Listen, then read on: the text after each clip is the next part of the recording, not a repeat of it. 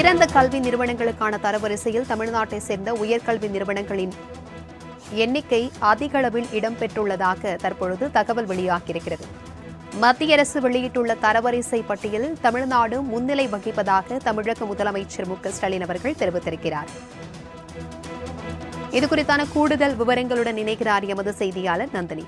வணக்கம் நந்தினி, இதுகுறித்தான முழு விவரங்கள் என்ன? வணக்கம்.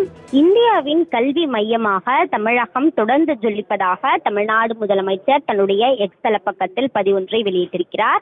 மத்திய அரசு வெளியிட்டிருக்கக்கூடிய அந்த பதிவின்படி அதிக எண்ணிக்கையிலான உயர்கல்வி நிறுவனங்களுடன் தமிழகம் மற்றவர்களை விட மிகவும் முன்னோக்கி நிற்பதாகவும் தரமான கல்வியில் ஒரு அளவுகோலை அமைப்பதாகவும் முதலமைச்சர் தெரிவித்திருக்கிறார்.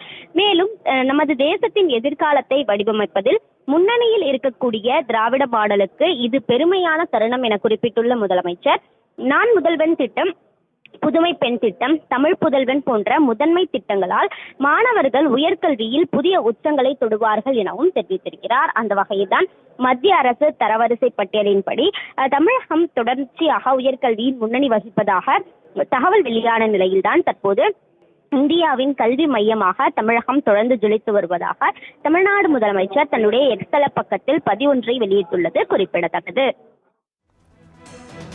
தகவல்களுக்கு நன்றி நந்தினி.